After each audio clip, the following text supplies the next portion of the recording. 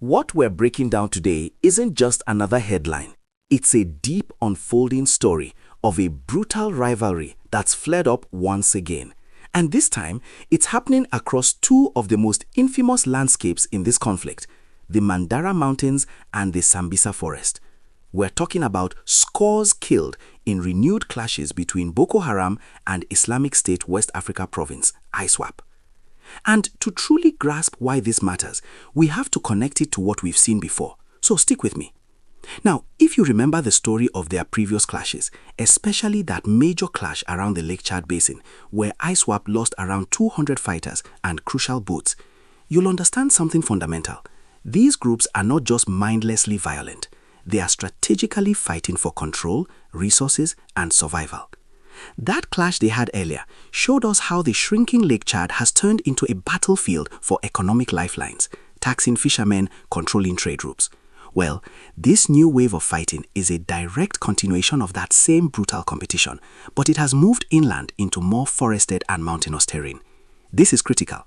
When one zone becomes too hot or too depleted, the conflict migrates. Does that make sense so far? If it does, type yes in the comments below. I want to know you're following this shift with me. Let's get into what just happened. According to security sources, on January 3rd, this new round of violence was ignited by a coordinated ISWAP raid. Two commanders, John Dula and Ibn Hataf, led an attack targeting Boko Haram camps around the Alingulde axis in the Mandara Mountains. Think about that. ISWAP, still likely reeling from those heavy losses in Lake Chad we talked about, is now going on the offensive in a different region. Why? It's about reassertion.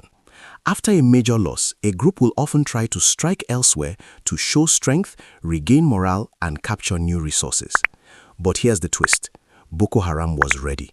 They mounted a fierce counter-ambush, coordinated by a field commander known as Abu-rijal, also called Basulhu. The result was devastating for ISWAP. Dozens of their fighters were killed, many were captured alive, and weapons were seized. Now this is where it gets grim. A video surfaced showing captured ISWAP fighters being executed. It's a stark, brutal reminder of what this rivalry is really about. Total domination, no prisoners, no mercy. The weapons seized tell a story too. Heavy machine guns, anti-aircraft guns. This isn't small-scale infighting. This is conventional warfare between insurgent armies.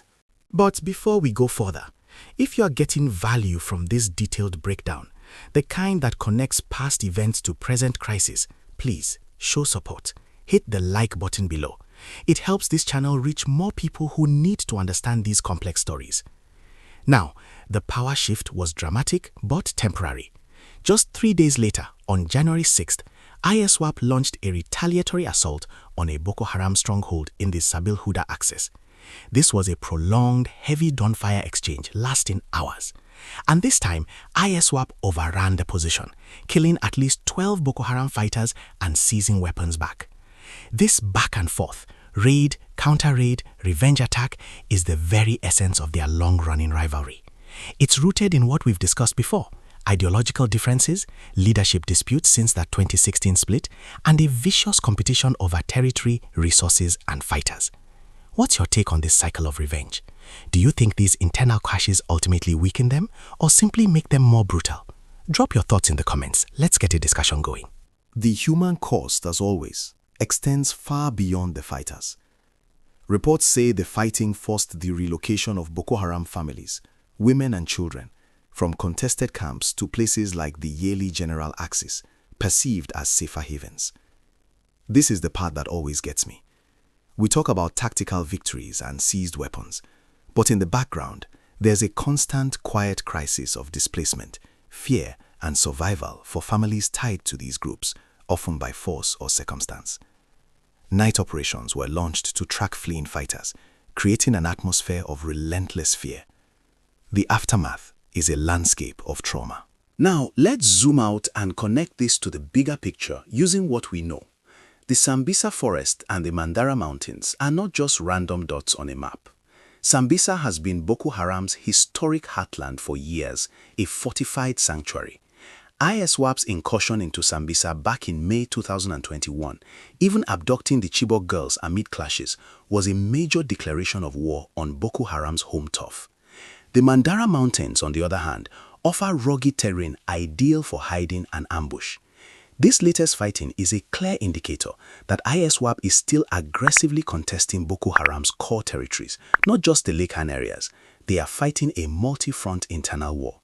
And remember the period between December 2022 and January 2023. Boko Haram launched raids on ISWAP bases, killing over 100 fighters. This current clash is a continuation of that annual rhythm of violence that spikes around strategic repositioning. If you're seeing how these events are linked, a chain of violence stretching back years, please subscribe to the channel. We connect these dots so you don't have to, and your subscription helps us do more of this vital work. So, what are the broader implications? First, security. For the Nigerian military and the multinational Joint Task Force, these clashes present both an opportunity and a risk. The opportunity? When two enemy factions bleed each other white, it can create openings for targeted military interventions. The risk? A desperate, losing faction might launch more aggressive attacks on soft civilian targets to replenish supplies or prove its relevance. A group backed into a corner is often at its most unpredictable and dangerous.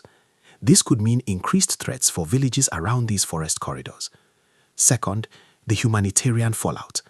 Each round of fighting creates new waves of internal displacement, not just of civilians from nearby communities, but also of the armed group's own dependents. This strains already overwhelmed resources in camps and towns in Borno State. Here is a critical question for you, the viewer. Given this persistent cycle of intergroup violence, what should be the priority for the Nigerian government and international partners? Should they focus on militarily exploiting these divisions, or redouble efforts on community-based solutions and de-radicalization? Write your response in the comment section. I read every single one. There's another layer we can't ignore, the economic engine of insurgency. Just as in the Lake Chad area, where control of fishing and trade routes means money and power, these forest and mountain zones have their own economy. Control of smuggling routes, timber, wildlife, and illicit taxation of remote communities fuels these groups. This fighting is at its core a violent business dispute over lucrative, lawless territories.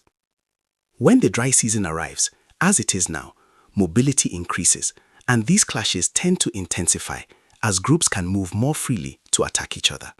Furthermore, this undermines any narrative of a unified jihadist front in the region.